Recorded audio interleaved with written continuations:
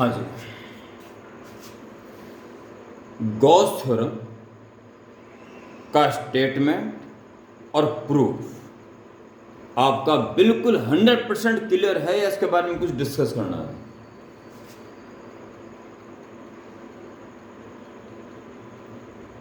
Yes sir. And miss Verma, समझ में आ गया। डन। एकदम स्टेटमेंट आप लिख सकते हो, उसका प्रूफ बहुत अच्छे प्रकार से क्लियर कर सकते हो। एग्जाम में आने के चांस पूरे पूरे हैं तो कर लोगे। State and proof Gauss theorem, ऐसा क्वेश्चन आएगा। और अगर ये नहीं आता है तो एप्लीकेशंस आएंगे, जो एप्लीकेशंस के लिए आज ये लाइव क्लास आपकी चल रही है। एक लॉन्ग वायर, चार्ज वायर के कारण इलेक्ट्रिक फील्ड आपको निकालना है गॉस थ्योरम यूज करके। एक लंबा वायर, एक हेड डाल दीजिए। आप रफ नोटबुक लेके बैठे हो तो कोई बात नहीं, आप वीडियो तो पहुंचेगी आपके पास, कोई बात नहीं, पर पूरा फोकस ना रखो, खतरनाक फोकस। तैयार हैं आप? यस। ठीक है। एक लंबा वायर जाने कहां से आया और जाने कहां जाएगा। जाने कहां से आया? आसमान से आया। जाने कहां जाएगा? पाताल में जाएगा। और ये यूनिफॉर्मली चार्ज्ड है।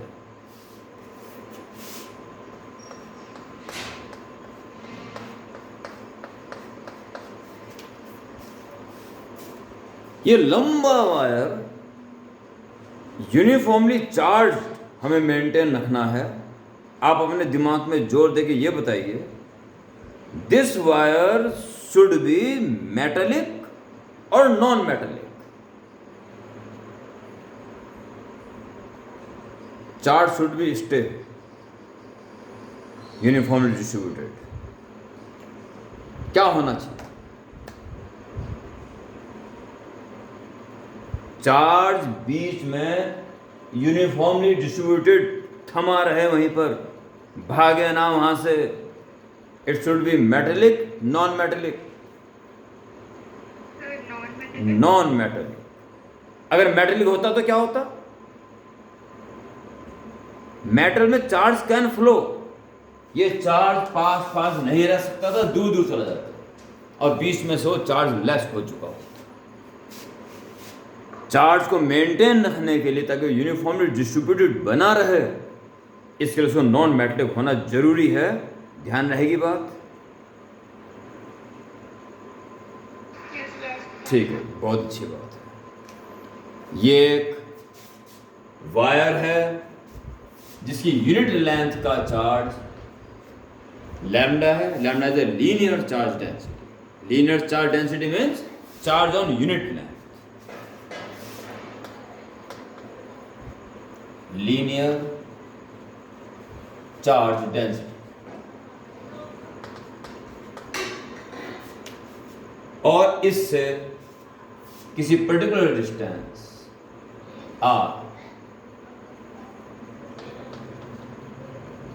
आर डिस्टेंस पर, ये पॉइंट P है जिसपे कितना इलेक्ट्रिक फील्ड होगा ये हमें निकालना है। जैसे कि अब तक आप शुरू से आर्टिकल करते आ रहे हो, हर आर्टिकल के सबसे शुरू वाला पैराग्राफ ये होता है कि क्या है, क्या व्यवस्था है, और अल्टीमेट हमें क्या करना है, वो इसमें भी लिखोगे।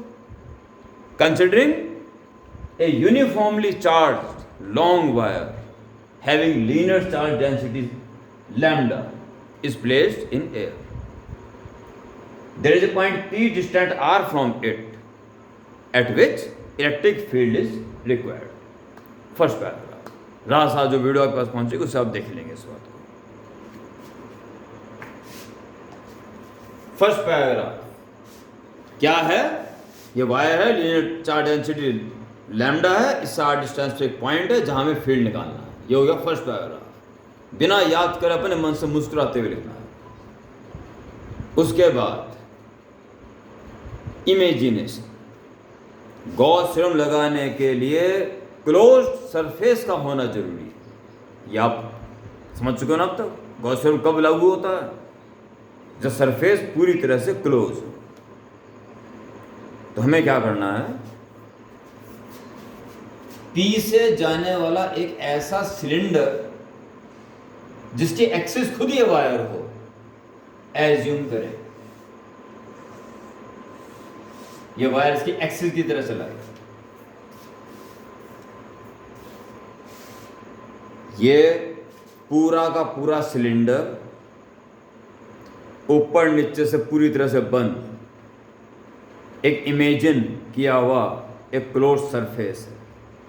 अगर हम इससे लिंक टोटल इलेक्ट्रिक फ्लक्स निकाल दें और गॉस थ्योरम यूज कर दें तो हमारे सारे काम पूरे हो जाएंगे और बेहद आसान। अगर बॉडी क्लोज्ड होती है या सरफेस क्लोज होता है तो गॉस थ्योरम ये कहता है कि इस बंद बॉडी से लिंक टोटल इलेक्ट्रिक फ्लक्स इसके अंदर नेट चार्ज के किससे इक्वल होता है? 1/,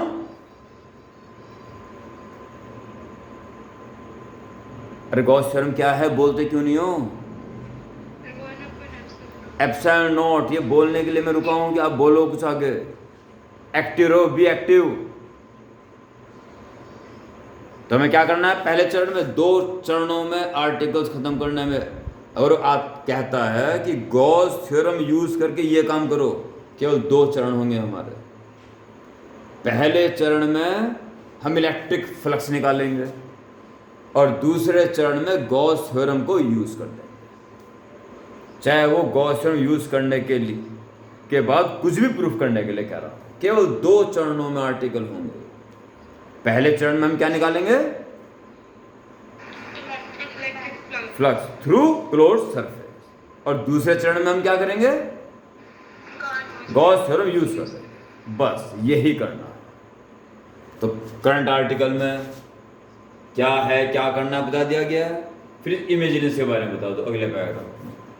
considering a cylinder passing through P and having wire as its axis, having length L। Clear? ये इमेजिनेशन में हो गया। अब आ गया वो 2 चरण लगाने का वक्त। चलिए प्रथम चरण शुरू करते हैं। प्रथम चरण में क्या निकालते हैं?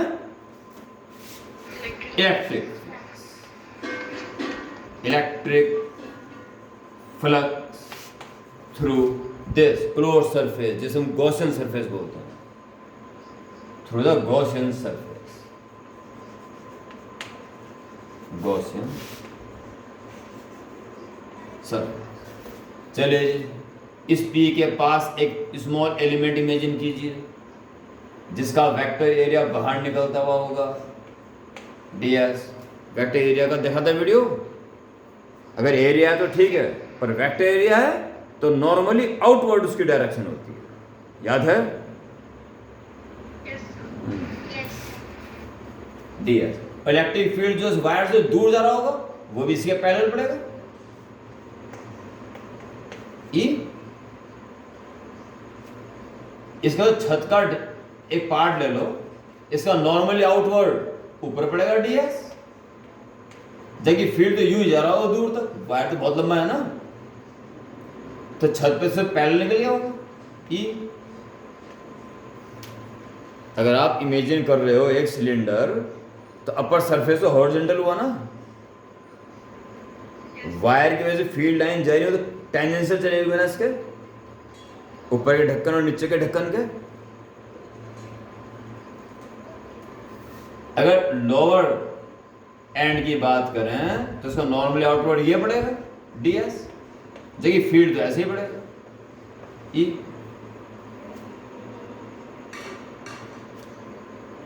Electric flux through Gaussian surface, देखिए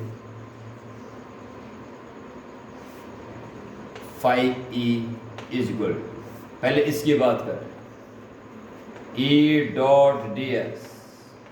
तो इस एलिमेंट से लिंक फ्लक्स आ गया, इंटीग्रेट कर दोगे तो ऐसे ऐसे जितने भी एलिमेंट हैं, कहाँ? केवल कर्व्ड पार्ट पे, बस उन सब का समेशन आ जाएगा। यानी ये जो इंटीग्रेशन करोगे कर्व्ड पार्ट के लिए हो, curved part.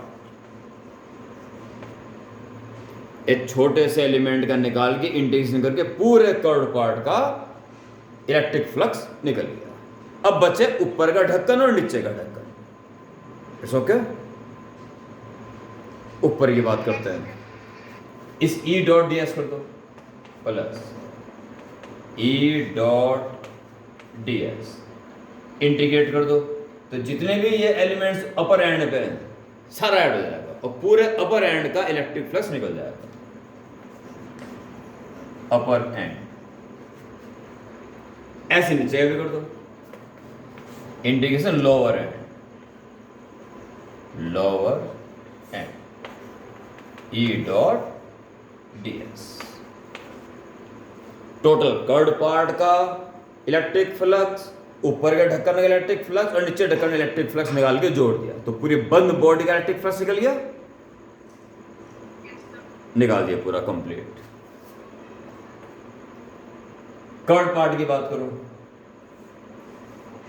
E into ds into cos, क्या एंगल इसका एंगल 0। ओके। यहां E into ds into cos, क्या यहां पे E और ds की इसका एंगल,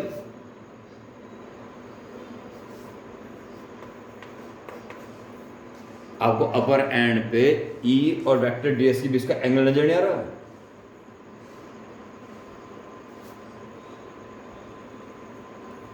अगर आपके पास ये एक सिलेंडर है, ये सिलेंडर है, ऐसे में, तो यहां का नॉर्मल आउटवर्ड कहां पड़ेगा? ऊपर। इस एरिया की डायरेक्शन, वेक्टर एरिया की डायरेक्शन, नॉर्मल आउटवर्ड ऊपर, और फील्ड जा रहा है यूं, वायर्स के बीच से गुजर रहा है ना, तो फील्ड चारों तरफ ऐसे गुजर रहा है ना। अपर एंड पर फील्ड तो टेंजेंशियल चला गया ना, और वेक्टर एरिया ऐसे में है, ये रहा वेक्टर एरिया, ये रहा वेक्टर फील्ड, तो ये बीच का एंगल आपको नजर नहीं आ रहा है? कितना है? 90। और लोअर एंड के लिए भी cos 9, और cos 90 वैल्यू क्या होती है? 0।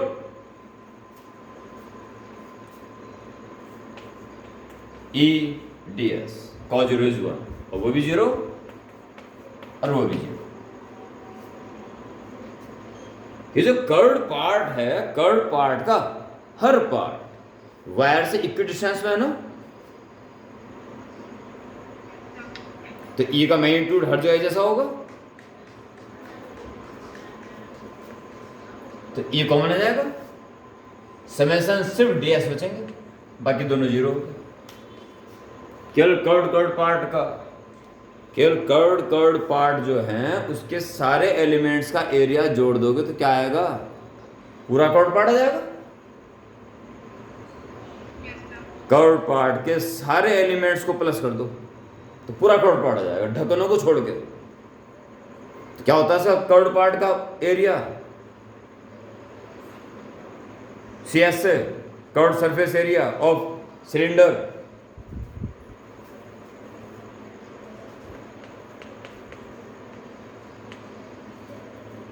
ये तो 9th में भी 10th में भी पढ़ा होगा।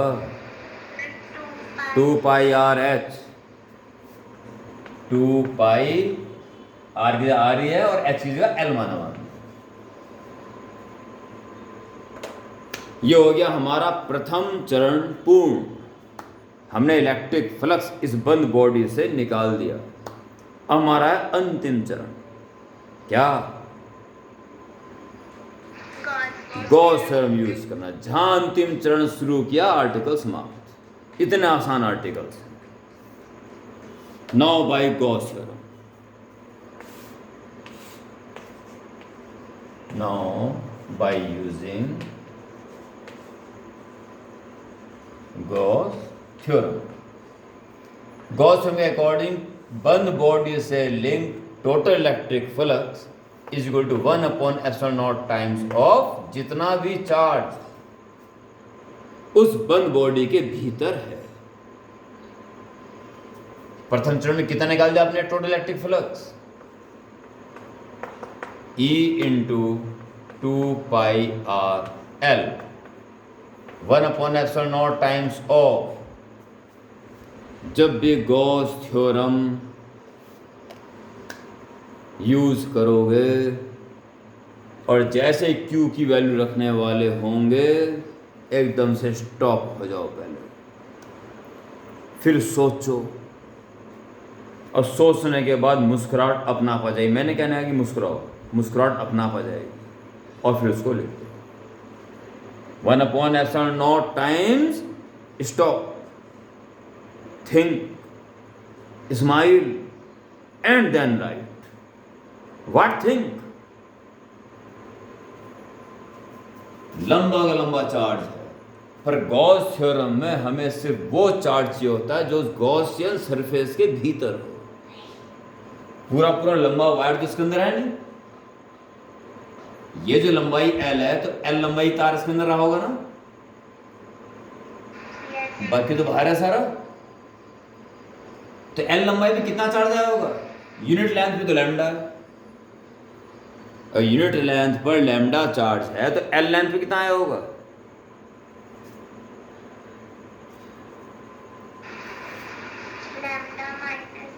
Lambda minus L। क्या बोल रही है लड़की? यूनिट लेंथ पर चार्ज है लैम्डा, तो L लेंथ पर कितना होगा? मिस्टर ठीक,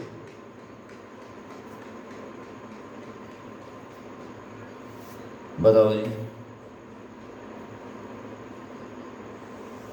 अगर यूनिट लेंथ पर लैम्डा चार्ज है तो L लेंथ पे कितना चार्ज होगा टोटल?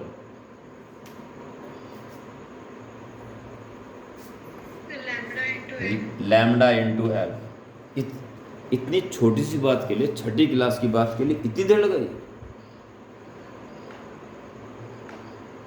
एक ऑब्जेक्ट 10 रुपए का है तो 5 ऑब्जेक्ट, इसमें बहुत सोचोगे इसके लिए। Unitary method. यूनिट लेंथ में लैम्डा चार्ज है तो L लेंथ में L लैम्डा। यहां वही चार्ज आएगा ना जो गॉसियन सरफेस के अंदर है, तो तार की केवल L लंबाई इसके अंदर है बस, बाकी तो बाहर है सारा। इस L लंबाई का चार्ज इसके अंदर आया हुआ है बस, इतना समझ में आया? L कैंसिल और लॉजिक आर्टिकल समाप्त। Electric field due to a long charge wire at distance r। 2π नीचे जाओ, लैम्डा अपॉन 2π इस साथ लिख दो, 2πε0 और r अपॉन में जाएगा। हेलो, समझ आ गया? अब तो वीडियो देखने की जरूरत नहीं है, कितना अच्छी तरह समझ में आ गया होगा। खाली वीडियो भेजी जाएगी,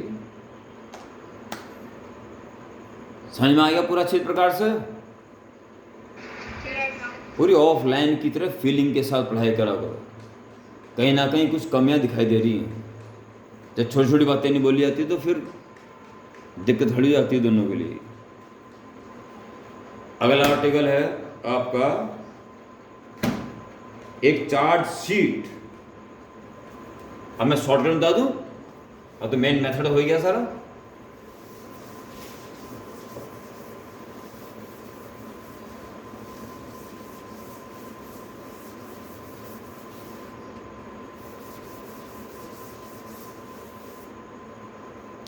एक पतली शीट, प्लेट नहीं,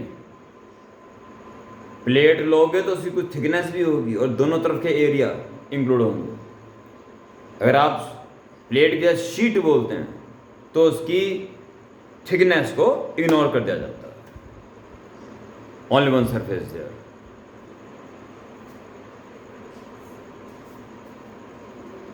ये लॉन्ग शीट है, ये डॉट डॉट बनाता है ना, डॉट डॉट का मतलब काफी बड़ी, ठीक है। और यूनिफॉर्म चार्ज इसके पूरे सरफेस को दे दिया गया।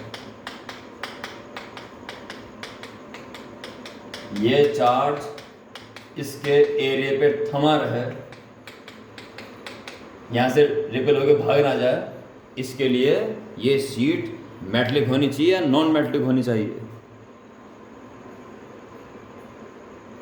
बीच में चार्ज थमा रहे, स्टेबल रहे, मूव ना कर जाए एंड्स की तरफ। इसके लिए शीट कैसी होनी चाहिए? Non metallic. और इसके पास कोई पॉइंट है P जिस पे हमें फील्ड निकालना है। इस पे चार्ज जो है सिग्मा यूनिट एरिया पे, surface charge density, surface charge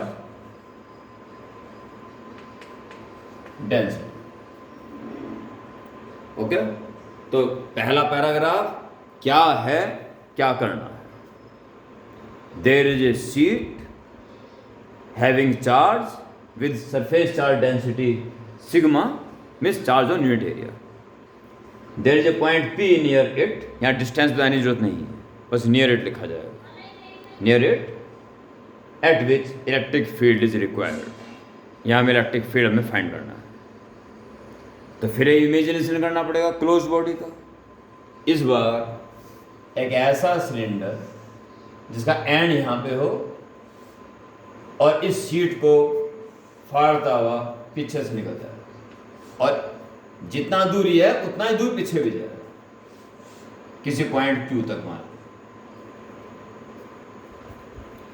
अगर शीट आपकी मान लो ये है, सॉरी ये शीट है, इसकी मोटाई को इग्नोर कर देना, शीट हमारी फिलहाल ये प्लेट की तरह है, ठीक है।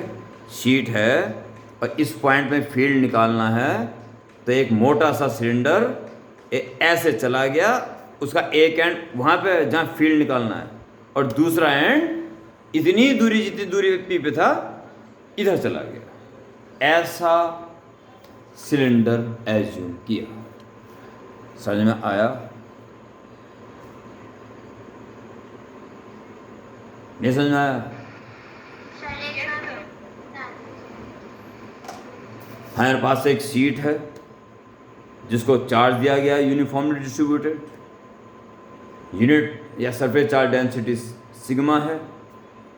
इसके पास कोई पॉइंट P है जहाँ में फील्ड निकालना है।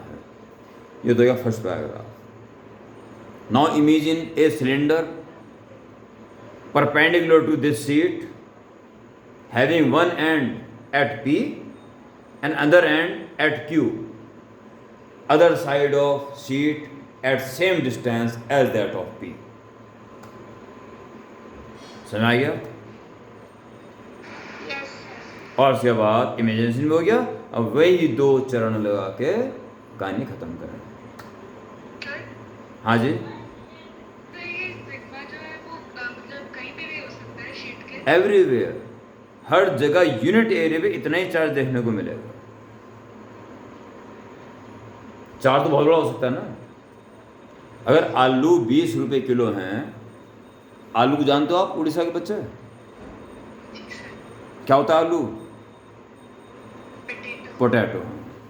अगर पोटैटो 20 रुपए किलो हमारे पास हैं और हमारे पास 10 किलो 50 किलो 100 किलो हैं, तो भाव तो 20 किलो 20 के रुपीज़ 20 पर केजी ही रहेगा। Yes, sir. 2 किलो आलू 40 रुपीज़ के हो जाएंगे, 3 किलो आलू 60 रुपीज़ के हो जाएंगे, पर केजी 20 रुपीज़ रहेंगे।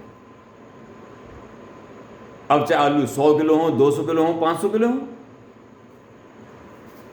चाहे चार्ज इतना हो कितना भी हो, पर यूनिट एरिया का चार्ज पर केजी का रेट वो कांस्टेंट है। आलू आप कहीं से भी उठा लो, 1 किलो के 20 रुपये ही देने पड़ेंगे। चार्ज आप कहीं भी देख लो, यूनिट एरिया पे इतना ही चार्ज देखने को मिलेगा। सुना? Yes, sir. ठीक है, धन्यवाद। आपके समझ में आ गया तो धन्यवाद। इस बार कार्रवाई स्टार्ट। वही 2 चरणों में ख़त्म करना है। पहला चरण क्या है, क्या करना पड़ता है हमें पहले चरण में? Electric flux निकालना पड़ता है इस क्लोज बॉडी से लिंक। और अंतिम भाग द्वितीय चरण में हमें क्या करना पड़ता है?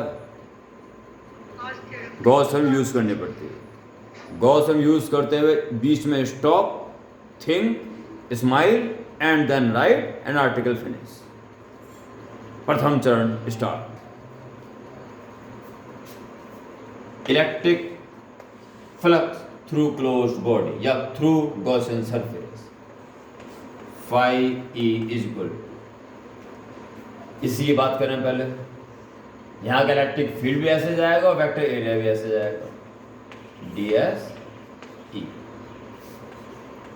ई डॉट डी एस कर दो तो इस एलिमेंट से लिंक फ्लक्स आ गया, और इंटीग्रेट कर दोगे तो जितने भी एलिमेंट इस एंड में सब प्लस हो जाएंगे, यानी पूरे एंड से लिंक फ्लक्स आ जाएगा। ये फ्लक्स आ गया राइट एंड का, राइट एंड। इसकी बात करो, ई डॉट डी एस, इसका डी एस भी इधर होगा और ई भी इधर होगा। नॉर्मली आउटवर्ड होता है डी एस, और फील्ड पॉजिटिव इधर हो, इस तरफ इधर होगा। इसका भी इंटीग्रेट कर दोगे तो लेफ्ट एंड का भी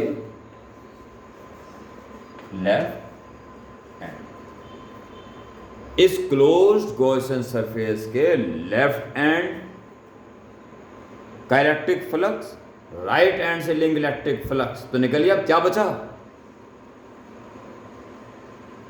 कौन से पार्ट का?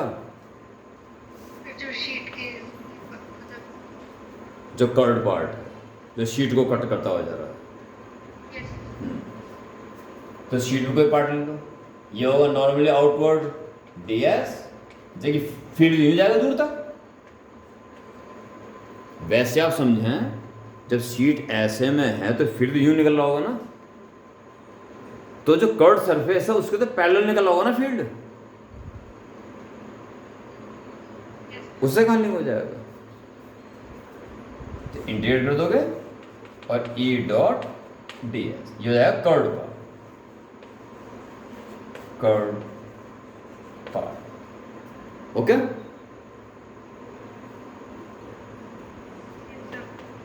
राइट हैंड की बात करो, इलेक्ट्रिक फील्ड यहां कितना है ये तो हमें निकालना है आर्टिकल में, और डी एस और कॉस 0 इसी में। लेफ्ट हैंड की बात करो, वही फील्ड है, वही डी एस और कॉस 0 आल्सो। और कर्ड पार्ट की बात करोगे तो E into D S into cos 90। Curved part पर वेक्टर एरिया और फील्ड हमेशा ही परपेंडिकुलर देखने को मिलेंगे। इतनी बात आपको प्रैक्टिकली समझ में आ रही है सारी? प्लस वीडियो पहुंचेगी फुल खतरनाक अपडेट करके चलना। Statement of Gauss theorem, it's proof and application. 2 applications आज इस लाइव क्लास में हो रहे हैं। फाई ई कंटिन्यू, ई हर पॉइंट पे ई एक जैसा होगा तो कॉमन ले लिया, इंटीग्रेशन में बचेगा सिर्फ D S, same E D S, और कॉस 90 होने के कारण हो जाएगा 0। सारे डी एस को जोड़ दोगे, ये प्लस अगला प्लस अगला प्लस अगला प्लस अगला, सबको जोड़ दो तो सारा आ जाएगा ना। इस क्रॉस सेक्शन एरिया को ए मान लो, तो फिर ये भी ए ही होगा, ई ए। और तो और जैसा क्रॉस सेक्शनल एरिया ए है, ध्यान देना, बात बहुत अच्छी तरह ध्यान दें, इस सिलेंडर का क्रॉस सेक्शनल पार्ट ए है, तो ये अपने अंदर शीट का कितना एरिया लेके चल रहा होगा? ये सिलेंडर है जिसका क्रॉस सेक्शनल एरिया ए है, यूं जा रहा ऐसे, और इस शीट को फाड़ता हुआ चला जाएगा, तो शीट का कितना एरिया इस सिलेंडर के अंदर आ गया? यानी ये वाला एरिया, जल्दी बताओ।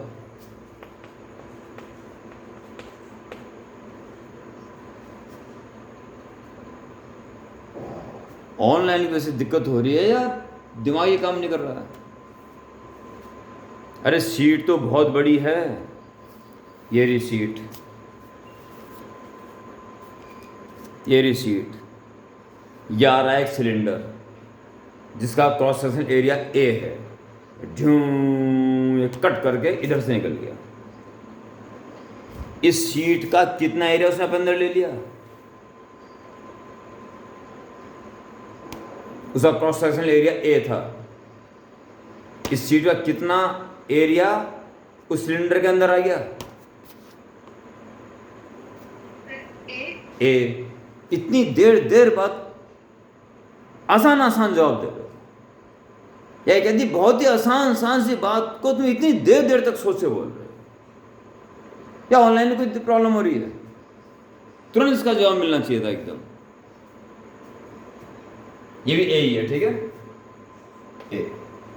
ये हो गया हमारा प्रथम चरण कंप्लीट। अब हम क्या करेंगे? Now by using Gauss theorem, जो कि होती है phi E = 1/ε0 times of net charge. ये हम निकाल चुके हैं। 2EA 1/ε0 times of stop, think, smile, then write. यहाँ वो चार्ज आएगा जो इस गॉसियन सरफेस के अंदर आ चुका है। पूरी सीट का चार्ज छोड़ जाएगा उसके अंदर। इस पूरी सीट का केवल ए एरिया इसके अंदर आया है बस, उसी का चार्ज इसके अंदर है बस। उस ए एरिया पे कितना चार्ज आया होगा? यूनिट एरिया पे तो सिग्मा है। यूनिट एरिया पे अगर सिग्मा है तो इस ए एरिया में कितना आया होगा? सिग्मा इंटू ए। ऐसा जवाब चाहिए था बेटा, तुरंत जवाब दे दिया। इससे पहले बड़ी देर से जवाब दे रहे थे। क्विक जवाब चाहिए था एकदम, बिल्कुल सही। अब वेरी गुड। नाउ ए कैंसिल और ए इज सिग्मा अपॉन 2 नीचे आ जाएगा, 2ε। यह है एक चार्ज शीट के कारण उसके आसपास इलेक्ट्रिक फील्ड। समझ में आ गया? Sigma upon 2ε0। कुछ खास बातें लाइव क्लास में बतानी जरूरी है, हालांकि वीडियो में भी है, पर लाइव क्लास में बतानी जरूरी है, इसलिए थोड़ा सा उनको भी सुनना।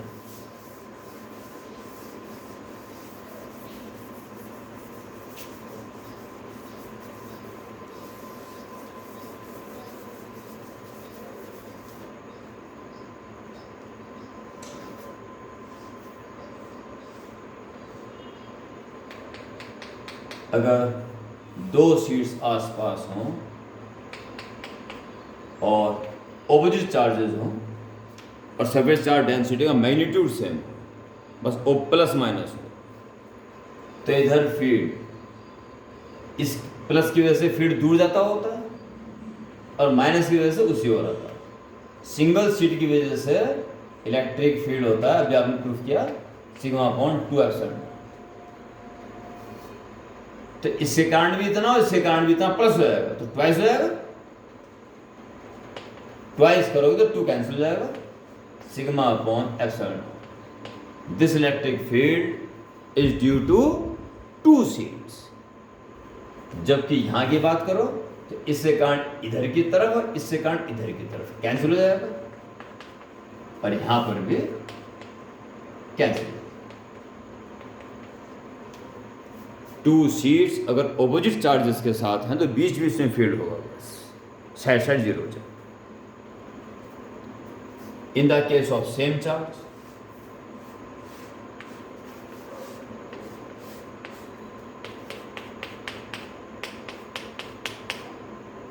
मिडिल पॉइंट या आसपास भी हो कोई फर्क नहीं पड़ता, इसके कारण फील्ड इधर और इसके कारण इधर, तो कैंसिल। और एक जैसे चार्ज वाली फील्ड हैं तो बीच में फील्ड नहीं होगा, जबकि इधर दोनों ही पॉजिटिव कारण इधर होगा, तो ट्वाइस हो जाएगा। ट्वाइस हो जाएगा सिंगल शीट का ट्वाइस, तो 2 कट जाएगा, sigma upon ε0 here also. Sigma upon epsilon naught. इसके अलावा अगर आपके पास कोई चार्ज प्लेट हुई, चार्ज प्लेट, तो प्लेट के 2 शीट्स होती हैं, इधर भी चार्ज है इधर भी चार्ज रहा हो, तो यहां पर डबल डबल शीट होगी, तो दोनों के कारण चार्ज यहां प्लस हो जाएगा और ट्वाइस होने के बाद सिग्मा अपॉन एप्सिलॉन नॉट हो जाएगा। जबकि बीच में फील्ड 0 की दोनों तरफ शीट्स हैं उसके। समझ में आ गया? ये लास्ट वाले पॉइंट्स क्लियर हुए? खाली वीडियो में बताए गए हैं। Yes sir. तो अब आपका बड़ी इंपॉर्टेंट क्लास आज की ये थी, वीडियो में तुरंत भेज रहा हूँ। गॉस थ्योरम को यूज करके लंबे चार्ज वायर के कारण इलेक्ट्रिक फील्ड और a large uniformly charge sheet के कारण इलेक्ट्रिक फील्ड का डेरिवेशन आज आपने आज देख लिया, प्लस वीडियो से देख के नोट्स बना के मुझे जल्दी भेजेंगे। उम्मीद करता हूँ यहाँ तक आपका खतरनाक अपडेट हो जाएगा। It's okay? यस ठीक, अब आप लीव कर दें। टाइम कितना है बेटा? मैथ्स की क्लास कल कर लेंगे फिर। ठीक है सर। ओके, आज लेट हो जाएंगे। ठीक है, आप दोनों लीव कर लें। Okay, good night.